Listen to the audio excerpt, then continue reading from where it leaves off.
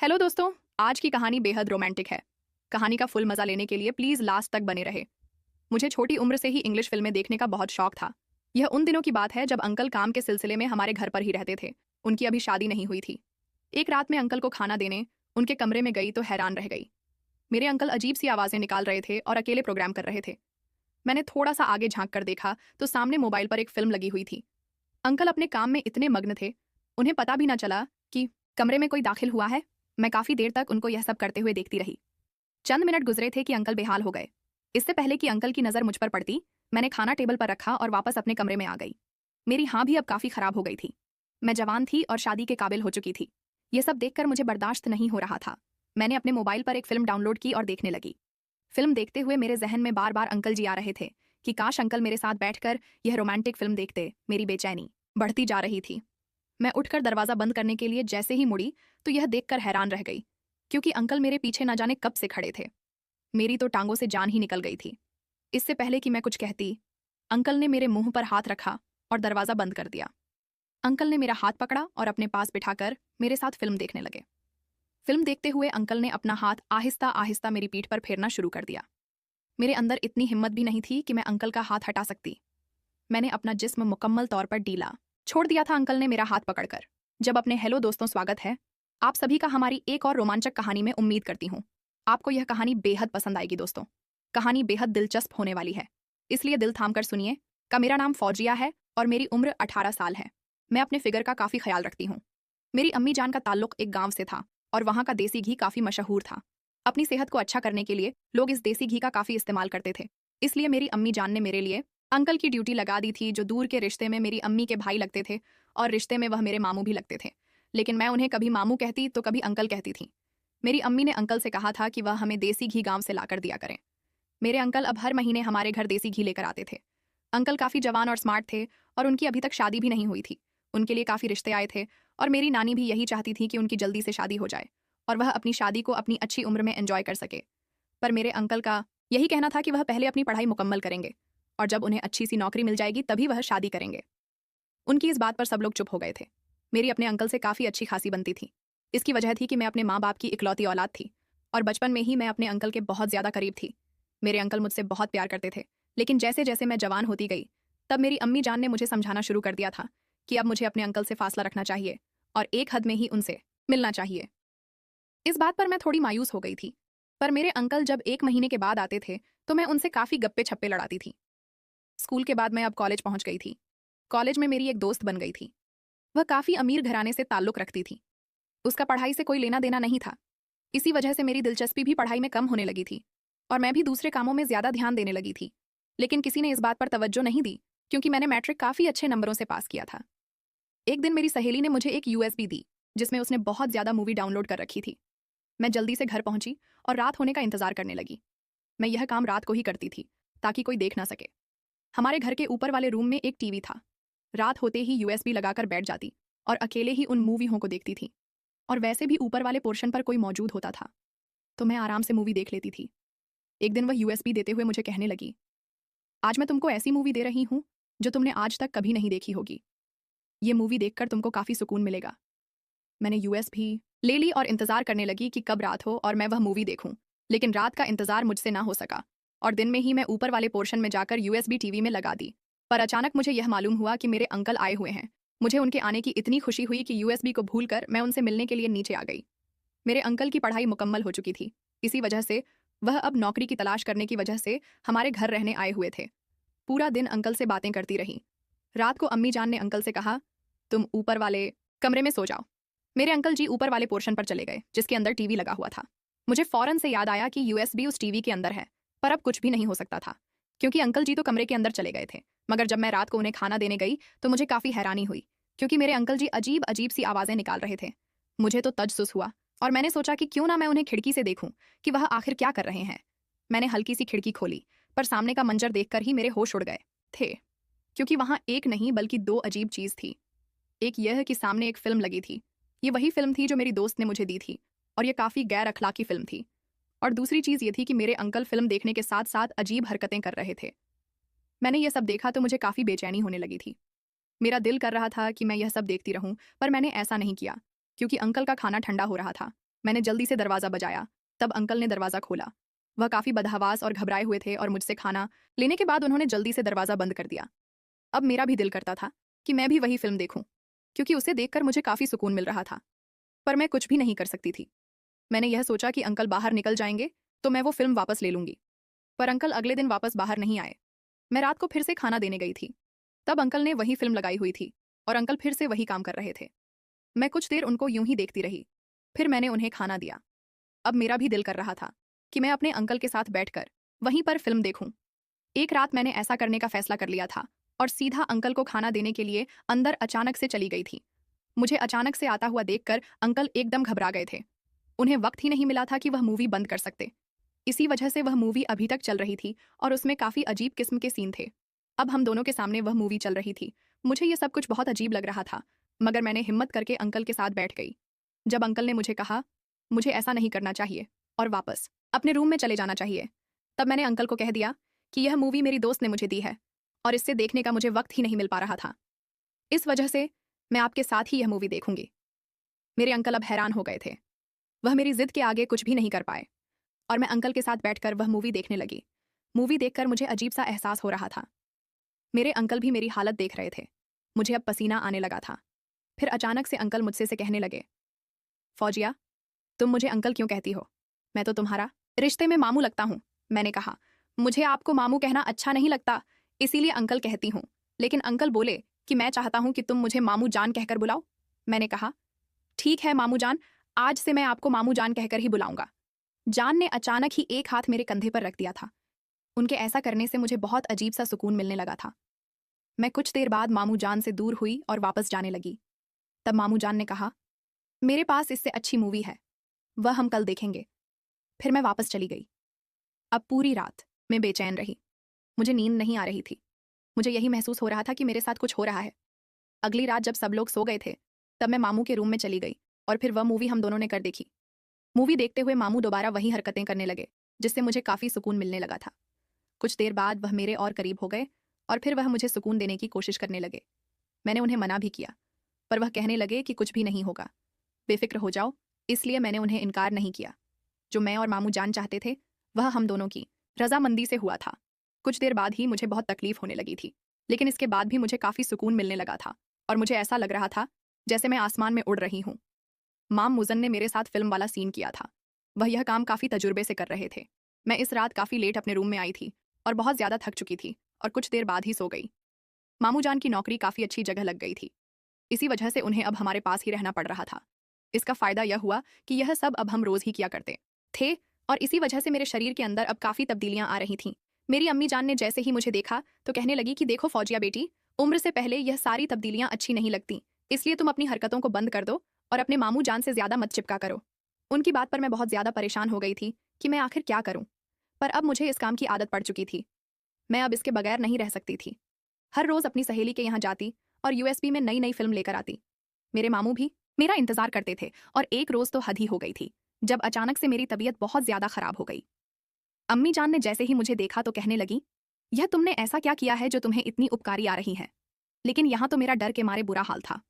मैंने जैसे ही मामू जान को बताया तो वह मुझे कहने लगे कि तुम फिक्र ना करो, मैं तुम्हें एक ऐसी दवाई लाकर दूंगा जिससे तुम्हारी तबीयत बिल्कुल ठीक हो जाएगी। मामू जान ने अगले रोज रात को मेरे कमरे में आकर मुझे दवाई दी और अब मैं बहुत ज्यादा खुश हो गई थी, क्योंकि मैं जान गई थी कि अब मैं जितना मर्जी वह सब करूंगी मुझे कुछ भी नहीं होगा। इसलिए अब मैं फिर से मामू जान के पास चली जाती और हम दोनों वही फिल्में देखते। एक दिन मामू जान कहने लगे कि देखो फौजिया, अगर तुम्हारी अम्मी जान को पता चल गया तो वो तुम्हें और मुझे हम दोनों को नहीं छोड़ें, इसलिए अब हमें यह सब बंद कर देना चाहिए। पर मैंने उनको कहा कि देखिए मामू जान, जब तक आपकी शादी नहीं हो जाती तब तक मैं आपके साथ ही रहूंगी, प्लीज़ मुझे अपने आप से दूर मत करें। इस तरह वह भी मजबूर हो गए थे। पर एक रोज़ अचानक ही अम्मी जान ने एक लड़की का बताया और कहने लगी, यह लड़की मैंने तुम्हारे मामू जान के लिए देखी है। मैंने जैसे ही उस लड़की की तस्वीर देखी तो यह देखकर हैरान हो गई कि वह लड़की तो मुझसे भी ज़्यादा खूबसूरत और स्मार्ट थी। उसका फिगर बहुत ही अट्रैक्टिव था, जो उसके हुस्न को चार चांद लगा रहा था। उसे देखकर मुझे बहुत ज़्यादा जलन महसूस होने लगी थी। मामू जान भी यह सब महसूस कर रहे थे कि मुझे वह लड़की बिल्कुल भी अच्छी नहीं लगी। पर मैंने मामू जान को कहा कि यह लड़की बहुत अच्छी है, आप जल्दी से इससे शादी कर लो। वह कहने लगे कि देखो, अगर यह लड़की मेरी ज़िंदगी में आ गई तो मैं तुम्हें वह वक्त नहीं दे सकूंगा, फिर इस वक्त का सिर्फ उस लड़की पर ही हक होगा। मैंने मामू जान को कह दिया कि ठीक है, आप शादी कर लीजिए, बाकी मैं खुद देख लूंगी। क्योंकि मैं जानती थी कि मुझे आगे क्या करना होगा। इस तरह मेरे मामू जान का रिश्ता पक्का हो गया और अब वह लड़की हमारे घर आने जाने लगी थी। वह काफ़ी फैशन लेवल थी। मैं तो उसको फैशन को देखकर ही हैरान रह जाती। इतना फैशन तो मुझे भी नहीं आता था। एक रोज़ तो उसने बहुत ही रेशमी और टाइट कपड़े पहने हुए थे और मेरे मामू जान उसे बड़ी ही गौर से देख रहे थे। यह देखकर मुझे बहुत ज़्यादा गुस्सा आया। फिर अचानक ही मेरे मामू जान उसे अपने कमरे में ले गए। यह देखकर तो मैं और भी ज़्यादा हैरान हो गई कि ना जाने अंदर क्या होने वाला होगा। पर मैंने जैसे ही से अंदर झांक कर देखा, ये देखकर तो मेरे होश ही उड़ गए थे। मामू जान तो शादी से पहले ही वह सब कर रहे थे जो कभी मेरे साथ किया करते थे, लेकिन मैं क्या कर सकती थी। वह लड़की अजीब सी आवाज़ें निकाल रही थी, जिसकी वजह से मामू जान तो और भी ज़्यादा होश खो रहे थे। मैंने बहुत कोशिश की कि मामू जान को इससे दूर रखूं, लेकिन अब ऐसा बिल्कुल भी मुमकिन नहीं हो रहा था। वो लड़की अब रोज़ आती और मैं जानती थी कि मामू जान उसके साथ क्या करते हैं। एक रोज़ मामू जान ने मुझे उदास देखा तो कहने लगे कि देखो फौजिया, अब तुम्हें भी कोई लड़का ढूंढ लेना चाहिए। लेकिन मैंने कहा कि मुझे कोई लड़का नहीं चाहिए और आपको मेरी फिक्र करने की कोई ज़रूरत नहीं है। आप अपनी होने वाली बीवी पर ध्यान दीजिए और मेरी फिक्र करना छोड़ दीजिए। मामू जान समझ गए थे कि मुझे सब कुछ पता है। वह मुझसे माफ़ी मांगने लगे और कहने लगे, फौजिया, अगर तुम कहती हो तो मैं उससे शादी नहीं करता। मैं मामू जान की बात सुनकर हैरान हो गई थी कि मेरी खातिर इतनी बड़ी कैसे कुर्बानी दे सकते हैं, लेकिन मैं जानती थी कि ऐसा नहीं होगा। कभी ना कभी तो मामू जान को शादी करनी ही होगी। खैर, मैंने उस लड़की से दोस्ती भी कर ली थी और अब हम दोनों आपस में बातें भी किया करते थे। एक दिन मैंने बातों ही बातों में उससे कहा कि तुम्हारा फिगर इतना अट्रैक्टिव कैसे है, मुझे भी कोई तरीका बताओ ना। फिर उसने मुझे कुछ खास एक्सरसाइज करने को कहा और एक क्रीम लिख कर दी। कहने लगी, इस क्रीम को अपने शरीर पर रोज रात को लगाना। जैसे जैसे उस लड़की ने मुझे बताया, मैंने वैसा ही किया और इस तरह से मेरी खूबसूरती में भी इजाफा हो गया और मैं भी जवान और खूबसूरत दिखने लगी थी। एक दिन अम्मी जान मुझे डांटने लगी। कहने लगी, यह किस तरह की हरकतें कर रही हो, तुम उम्र से ज्यादा बड़ा दिखने का शौक चढ़ गया है। तुम्हें बच्ची हो, बच्ची ही रहो।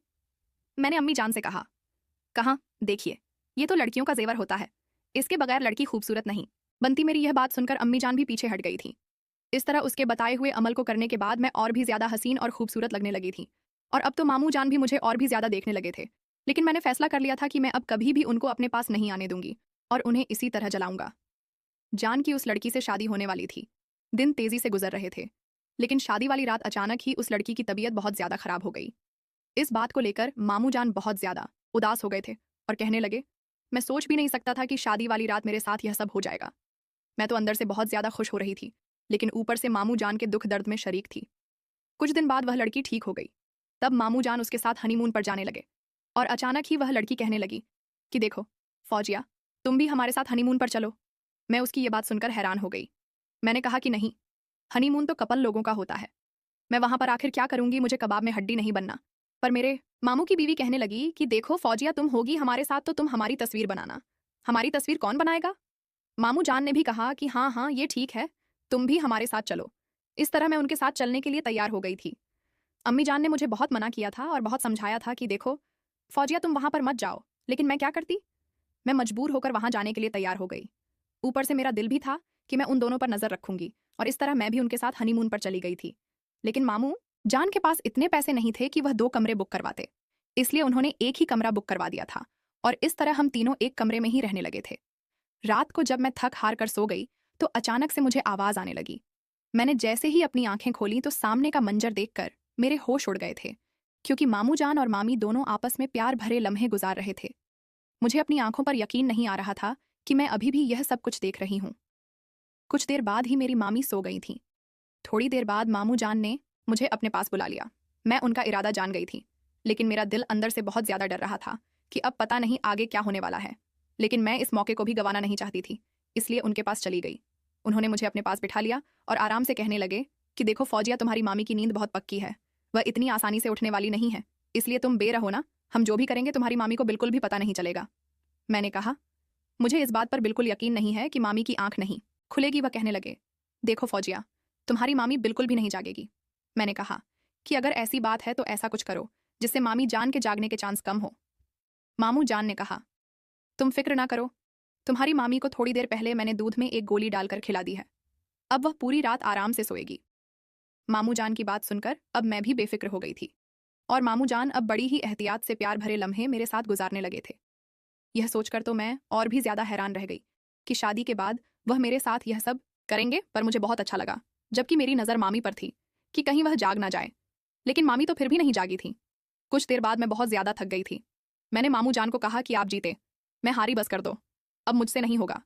पर मामू जान कहने लगे कि देखो, मैंने बहुत ज़्यादा इंतज़ार किया है, मैं तुम्हें बहुत ज़्यादा मिस करता हूँ, तुम्हारी मामी में वह बात नहीं है जो तुम्हारे अंदर है। फिर मामू जान मुझसे पूछने लगे कि अचानक ही तुम्हारे अंदर इतनी तब्दीली कैसे हो गई है। मामू मुझे देखकर ही यह सब कह रहे थे, उनकी नज़रें मुझ पर ही थीं। मैं जान गई थी कि वह किस बात का इशारा कर रहे हैं। मैंने मामू को आंख मारकर कहा, यह तो आपकी बीवी ने ही मुझे बताया है, वह मुझे जो भी करने को कहती मैं उसके साथ वही करती। आधी रात हो गई थी, मैं थक कर सो गई। अगली सुबह मामी बहुत ज़्यादा खुश थीं। फिर वह नहाने के लिए चली गई थी। मैं जानती थी कि मुझे भी नहाना है, पर मामी कहने लगी कि इतनी सर्दी है, तुम क्यों नहा रही हो। मैं उनकी यह बात सुनकर खामोश हो गई। मामू जान कहने लगे कि इसकी आदत है, ये तो रोज़ ही नहाती है मामू जान की यह बात सुनकर मेरी जान में जान आई कि शुक्र है मामू जान ने मुझे बचा लिया, और इस तरह मैं भी नहाकर फ्रेश हो गई। मैं जान चुकी थी कि हम जब तक हनीमून पर हैं, मेरे साथ यह सब होता रहेगा। ना चाहते हुए भी उनकी तस्वीरें तो बनाती थीं, लेकिन अब मेरा मकसद तो कुछ और ही था। रात को मैं इंतज़ार करती थी, पर जैसे ही मेरी मामी सो जाती, तब मामू जान मुझे अपने पास बुला लेते। लेकिन मैं जानती थी कि यह सब अब गलत है, और यह सब कब तक होगा। वह दवाई मेरे पास थी, इसी दवाई का सहारा लेकर मैं बेफिक्र थी, इसलिए मुझे उसकी भी कोई फिक्र नहीं थी। पर मैं जानती थी कि आगे मेरे लिए बहुत मुश्किल हो जाएगी। अगर मेरी शादी होगी और मेरे होने वाले शौहर को पता चल गया कि मैं यह सब पहले ही कर चुकी हूँ, तो वह यकीनन मुझे छोड़ देगा। इसी डर के साथ मैंने वह सब कुछ छोड़ दिया था, और मामू जान से भी कह दिया था कि अब मुझे अपनी ज़िंदगी में आगे बढ़ना है। मैं नहीं चाहती थी कि किसी को मुझ पर शक हो। मामू जान भी कहने लगे कि देखो फौजिया, तुम्हारे लिए लड़का तलाश मैं करूंगा, पर देखना उसे कुछ भी पता नहीं चलेगा कि तुमने यह सब पहले किया था।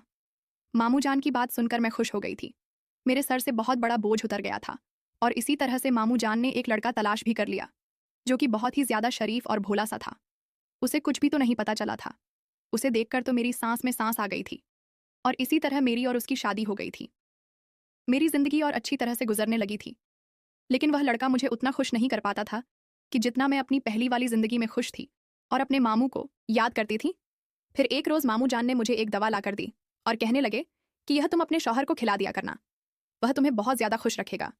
मैंने ऐसा ही किया, लेकिन मेरा शौहर मुझसे मना करने लगा और कहने लगा कि ऐसी दवाइयों से तबीयत ठीक नहीं रहती। पर मैंने फैसला कर लिया था कि मैं उसको यह दवाई खिलाकर ही रहूंगी। मैं दूध में वह दवा मिलाकर अपने शौहर को दे देती थी। मेरा शौहर जैसे ही वह दवाई खाता, वह फौरन मुझे अपने पास बुलाने लगता, और फिर मुझे जिंदगी भर का सुकून मिलने लगता।